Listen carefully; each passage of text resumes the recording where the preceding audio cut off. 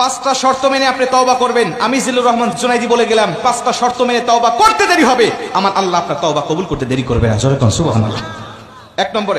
এক নম্বর তওবার শর্ত হলো আমরা শুধুমাত্র আস্তাগফিরুল্লাহ বলি, আস্তাগফিরুল্লাহ আস্তাগফিরুল্লাহ আস্তাগফিরুল্লাহ বলারও ফজিলত আছে, বলবেন, সমস্যা নাই, কিন্তু পরিপূর্ণ তওবা করতে হলে এই পাঁচটা শর্ত আপনাকে মানতে হবে।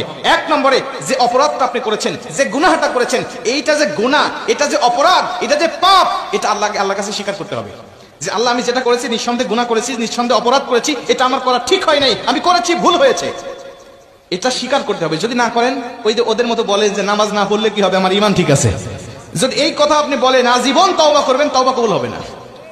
অন্যায় করার পরে আপনাকে স্বীকার করতে হবে যে আল্লাহ অন্যায় করেছি, এটা হলো তওবার প্রথম নম্বর শর্ত। দ্বিতীয় নম্বর শর্ত, নবীজি বলেন এই পাপের জন্য, এই পাপটা তুমি আর দ্বিতীয়বার করবে না, আল্লাহর কাছে ওয়াদা দিবে যে আল্লাহ আমি যেটা করেছি মিথ্যা বলেছি, আর করবো না, আর মিথ্যা বলবো না, তোমার কাছে ওয়াদা দিলাম। আমি ঘুষ খেয়েছি, আল্লাহ তোমার কাছে ওয়াদা দিচ্ছি আর কোনোদিন ঘুষ খাবো না। আমি সুদ খেয়েছি, সুদের উপর টাকা লাগিয়েছি, আল্লাহ ওয়াদা দিলাম জীবনে সুদ খাবো না, যার কাছে টাকা দিয়েছি ওর কাছ থেকে লাভ নিব না, শুধুমাত্র আসলটা উঠায় নেব। আল্লাহ তুমি আমাকে ক্ষমা করো। আল্লাহর রাসূল বলছে যদি কোনো মানুষ তওবা করার সময় দ্বিতীয়ভাবে পাপ করবে না বলে আল্লাহর কাছে তওবা করে, আমার আল্লাহ ডাইরেক্ট তার তওবাটা কবুল করে নেয়। 2 নম্বর। 3 নম্বরে নবীজি বলছে এই তওবাটা করার সময় সে 2 রাকাত তওবা তো সালাতুত তওবার নামাজ পড়বে। সালাতুত তওবার নামাজ পড়ে যে তওবা করতে হয় এটা আমরা অনেকে জানি না, অথচ নবীজি সাহাবীদেরকে শিখিয়েছে তোমরা যখন তওবা করবে 2 রাকাত সালাতুত তওবার নামাজ পড়বে, দেখবে যে আল্লাহ তোমাকে নিষ্পাক মাসুম বানায় দেবে। 3 নম্বর গেল। 4 নম্বরে রাসূল সাল্লাল্লাহু আলাইহি ওয়াসাল্লাম বলছেন যে অন্যায়টা তুমি করেছো, এই অন্যায়টার জন্য তুমি কিছু কাফারা প্রদান করবে, গরিব দুঃখীদেরকে, এতিম মিসকিনদেরকে, দ্বীনি প্রতিষ্ঠানগুলোতে কিছু দান সদকা করে দিবে। ওই পাপকে স্মরণ করে দেখবে যে ওই আল্লাহ ওই পাপের সব পাপগুলো, সব গুনাহগুলো আল্লাহ তোমার ক্ষমা করে দিয়েছে।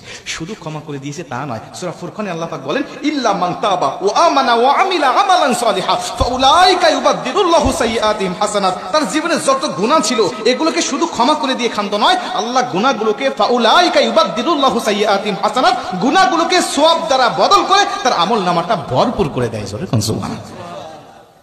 কটা গেল? 4টা। 5 নম্বরে এই অন্যায়টা, এই গুনাহটা যদি হয় কোনো মানুষের শানে, তাহলে ওই মানুষের কাছে গিয়ে ক্ষমা চাইতে হবে।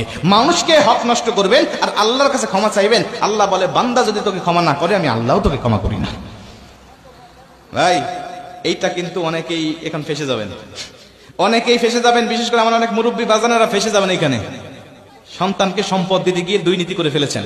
বড় সন্তানকে কম দিয়েছেন, ছোট সন্তানকে বেশি দিয়েছেন, আবার মেয়েকে একেবারে ফাঁকি দিয়েছেন, সব ছেলের নামে লিখে দিয়েছেন। এরকম মুরব্বী আছে না নেই? আছে।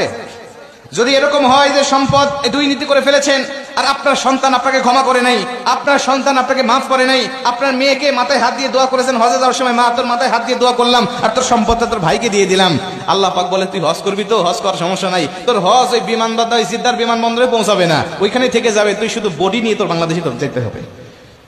হজ কবুল হবে না, কিয়ামত পর্যন্ত হায়াত পাবেন, প্রতিটা দিন প্রতিটা বছর হজ করবেন, 5 ওয়াক্ত নামাজ পড়বেন, তাহাজ্জুদ নামাজ কন্টিনিউ করবেন, কিন্তু বান্দার হক নষ্ট করেছেন, বান্দা আপনাকে ক্ষমা করে নাই, আল্লাহও আপনাকে ক্ষমা করবে না।